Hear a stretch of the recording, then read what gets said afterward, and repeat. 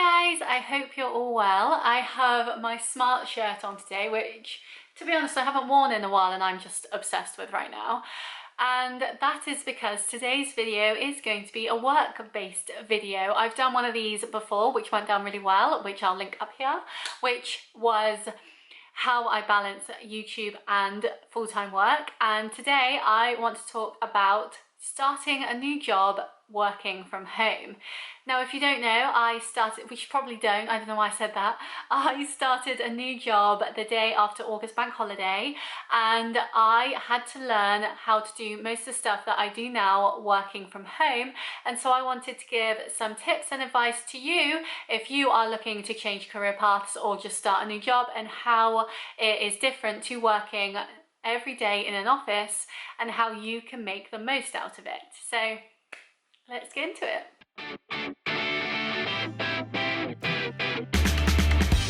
So my first piece of advice, especially if, like me, you're going into a new role after having a role for so long and not remembering really what it's like to start a new job, is take your time with it.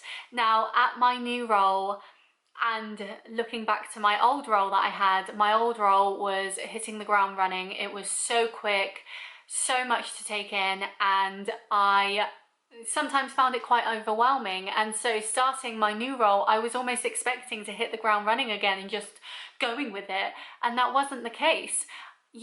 When you start a new job, you need to be able to get to know that job, get to know the company that you're working for, getting to know who your colleagues are, who you need to talk to, setting up meetings, and even just little things like my old job used Gmail for everything and my new job uses Outlook. And so just little things like that are different. And of course you have to be set up on a new system too. You can't know everything at once. And so my first tip is just take your time with it, ease yourself into it, and don't worry if you don't feel as productive as you could be. If you come from a job, especially my old job, which was very retail based, that was so quick and like you hardly had time to think, to a job that seems a lot more methodical and thought out, and you have time to think about what you're doing and ask questions and stuff like that, it can almost feel like you're not doing enough because you're not doing everything that you did in your old role. But you probably had that old role for a number of years, and so you know it like the back of your hand. You could go into work every day and just hit the ground running and go. Whereas in your new role, you don't know it as well. You need to get to know things. And so even if you spend all day one day researching your company or reading their about page, or if you spend one day just in meetings talking to other people in the business or in your team or whatever, getting to know them and getting to know how your role fits with them, that's still productive. At the start of your job, you just need to be learning things. You need to be constantly talking to people or reading stuff. It's all about learning at the start. And so if you don't feel like you're doing everything that you should be doing because you're not doing your actual role and you're just learning things right now, that's still what you're meant to be doing, and you shouldn't feel bad for that. I get such guilt when I don't feel like I'm being productive enough, but I needed to learn to take a step back and think, no, this is what I need to do right now. This is what I am here for, and that's okay. And of course, if you want to be more productive and get stuck in and get on with it, then talk to your boss, talk to whoever is managing you or whatever, and see if there is stuff that you can do. For me, I didn't get the software that I am working on for 3 weeks. Like, I only got it a couple of weeks ago because there was such a backlog of everything getting sorted. But that was okay. I couldn't do my proper job yet, and that was perfectly fine. And I spent that time to learn more about the company, to learn more about who I was working with, and get my name out there and send some feelers out in different areas, because that was productive for me at that point. The best way to learn things is to research and talk to other people who already know it. If you can talk to, say your boss has been there for a few years and they've worked their way up, ask them what they did in your role and what you can learn from there. My biggest question that I ask in every single meeting I have with people is, do you have any written information that you can send me that I can read so I can understand what you do better or how we fit together better? Is there anything you want me to think about with my new set of eyes? I'm new to this role, so there may be things that people haven't thought of before that I can bring. It's all about communication and learning. And so if you feel that you're not being as productive as you could be, don't worry, you will get there. And what you're doing, as long as you're being told that that's what you should be doing, that's all that you can do, and you should still feel productive for doing that. And so that brings me on to my second point, which is ask questions. Always be asking things. If you're not sure about something to do with your role, ask about it. If you're not sure about, say, your pension and how that works, ask about it. If you're not sure about, say, staff parking or discounts or benefits or anything like that, say you're not sure about what hours you're meant to be working or how long your lunch break is, ask it. Like, people are there to help you. You are new, you're not meant to know all these things yet. And so you need to ask people so that you can learn to know what you're meant to be doing. And I will say it also shows a lot of initiative. You're not waiting for people to come to you, you're actively going to them and asking them. And I think that is so beneficial in showing how much you're grateful for the job that you have and how much you can apply yourself into doing things. I'm very bad in that when I am given a piece of work, I kind of just go off and do it. And I know I need to be more proactive in adding other people into that. I need to be more proactive in asking questions. Anything can be solved with a quick Google normally, but sometimes people's way of working will work better for you and your role. And so you shouldn't just rely on your own research. You should be able to talk to other people and ask them too. And you're not nagging them. I apologized to my boss recently because I was asking so many questions, and she said, no, it's fine, ask questions, because that's the whole point. I don't know this, that, the other. She does, and so I should be asking her because she is my area of knowledge right now. Once I get more into the role and understand it better, of course, then I'll be able to answer questions myself. But for now, I need to be able to go to people and talk to people. And so you need to be able to push yourself out of that comfort zone if that's not something that you're used to, like me. And that brings me on to my third point and kind of goes along with my first point, which is get to know people, talk to people, see who your boss talks to and who they work with so you can talk to the same people. I've spoken to so many people in the business in the few weeks that I've been working here about their role and how I fit into that and what they're hoping for in the future and how I can help that. I'm in like the lowest rank, I think, of my like ladder, but I can still be helpful because of my past. My other colleagues that I've spoken to have different pasts, and so they can bring different things to the table, and everyone's opinion and voice is valid. And so you shouldn't feel scared about talking to people or voicing your opinions or your thoughts, because it could be something that they've never even thought of or heard of and could really be beneficial for the business to grow and be better. I think it's fascinating because so often you assume that everyone else knows what you know, and that is completely not true. There were things I was bringing up that people hadn't even thought of because it just wasn't on their radar and they hadn't experienced a job that did involve those areas. And so if you ever have a point or a thought that you want to talk about, then talk about it and don't feel ashamed or scared to. I'm very introverted, so me talking to people can be really scary, but it's so beneficial in getting to know the company as a whole, getting to know how I fit into it, and also who I'm going to be working with. And you want to have that relationship with people where you can go and ask them questions and not feel like an inconvenience, because there's nothing worse than thinking you need a piece of advice or information on a project you're working on and you're scared to ask for it, which means that this project that should have taken you an hour has actually taken you 4 because you spent 3 hours worrying about asking someone.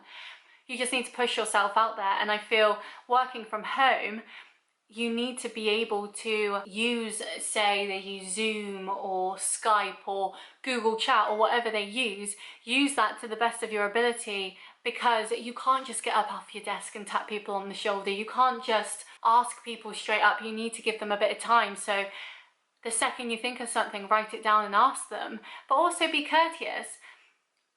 Because you're working from home, say someone is on their lunch break and you can't just go and tap them on the shoulder when they get back.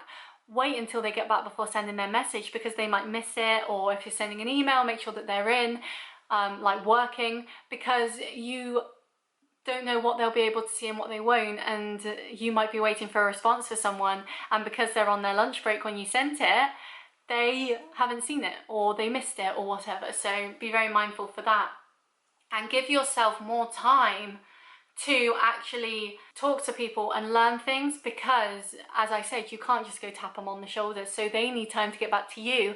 And be open with doing lots of video calls. If it's an urgent matter, ask them if they can jump on call quick. Don't feel rude. Check their calendar, that's a big thing. Usually you can see if someone's in the office or not, but as you can't because they're at home, check your calendar to see if they're free right now, and you can just drop in a quick note to say, can we have a chat about XYZ, because that will really help too. Sometimes sending a big email thread isn't the most optimal way of doing things, because it could get lost, they could take a while to get back to you, all that. But saying, can we have a quick chat about this face to face, over Zoom, over Skype, whatever, then at least you know that it's going to get resolved quickly.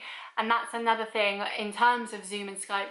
If you can, because I know some internet, especially my internet as well, can't always handle it. If you can, have your camera on when you're on calls. Mute yourself if you don't need to be talking, etiquette, all that sort of stuff. But have your camera on, because then people can see you and they can see that you're engaged. You nodding along when someone's saying something isn't going to translate if you have your camera off. They're going to think you're just ignoring them or not talking. But if you're there actively engaging, nodding along with what they're saying, thinking about things, showing you, writing down on a notepad what they're saying, different things, then they can see that you're engaged. And it's almost like being in a meeting room with everyone else, rather than just talking to a load of blank screens or static images of people on holiday or on their wedding day or whatever. And my final thing, I guess I would say, I will do a roundup because I feel I've gone a bit off book on this one.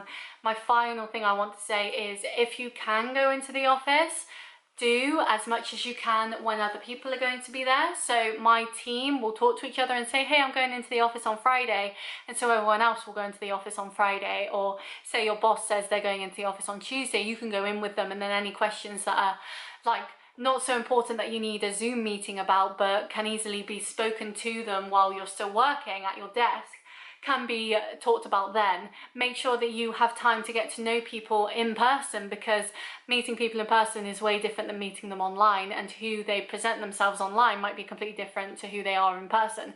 My big thing was how the height ranges changed, because I think when you're on Skype, you just think everyone's the same height as you, and then suddenly someone walks out and you're 6 foot and they're 5'2", and you're like, oh, I didn't expect that.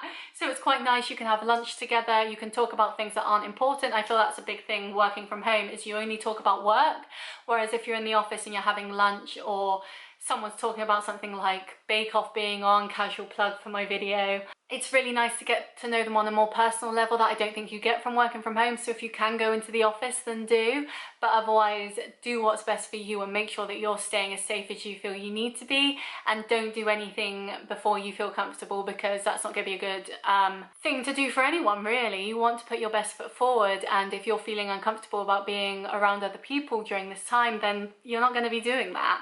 So if I recap, if I can remember them all, because stupid me didn't write any of these down, is take your time with work, but I'd say also keep your boss in the loop. Your boss isn't there next to you or on the same desk as you that they can see what you're doing, so make sure that they know what your to-do list is. If you have one, I highly recommend one, so they can see what you're doing for that day. They can check in and see how you've been getting on with things, and always CC them in emails that you send, so they can see that you're actively talking to people, setting up meetings, etc, etc. They know that you're working and not just sitting around at home watching Netflix and eating toast.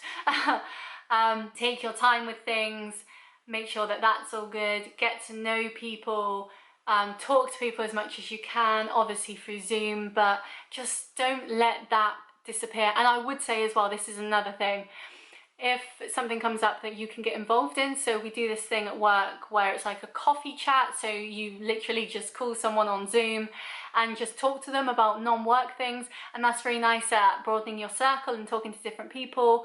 Do that. If there's, say, an event or a club that your work does that you would like to get involved in, then get involved in that. Just put yourself out there, because you're not meeting everyone at work. You're not getting to know people on casual little conversations that they're having. You need to almost actively ask people like, oh, you like baking, so do I. Have you been watching this? Or, oh, you really like running. I've just started Couch to 5K again. Let's talk about that. You know, you don't get that online, and so it's nice if you see things coming up in, say, like a newsletter that your company sends out, or random things like that, just ask if there's elements of that in your job, because then it's nice to get involved, because it shows you initiative, because it shows you, because it shows you, because it shows initiative, but it also gets you out there doing different things. I had a curry night recently with work that was really fun. I got to know different people from other areas of the business that I probably wouldn't have got to know if I didn't go. And we talked about board games and about bake-off and about different types of food and whether a sandwich was a sandwich and all that fun stuff. And I wouldn't have got that if I didn't go. So say yes to things if it's okay in your social calendar and you have the energy for it. Of course, don't put yourself out, but just don't overdo yourself and burn yourself out, but put yourself out there and let people know that you're there. I baked a cake, my Maltesers loaf, which I'll link up here, and that went down really well, and I got to know people through that too. And so it's all about putting your best foot forward while also being safe. And I feel these tips would have really helped me and have helped me in being my best self and letting work see that too, because I am really happy with the job that I've got and I'd like to keep it for a while. So I want them to see that I have the initiative to put myself out there, be the best version that I can be, and yeah, just be an asset to the company that I work for. So let me know your top tips on how you have been working from home. If you've started a new job, how has that been working from home? Are you still working from home, or have you gone back to the office? What's that like? What's the transition like? I might have to do a video one day if it ever comes to that, where I'm not hybrid working anymore. But yeah, I'd love to know what you think. Please like and subscribe if you enjoyed, and I will see you next time. Bye!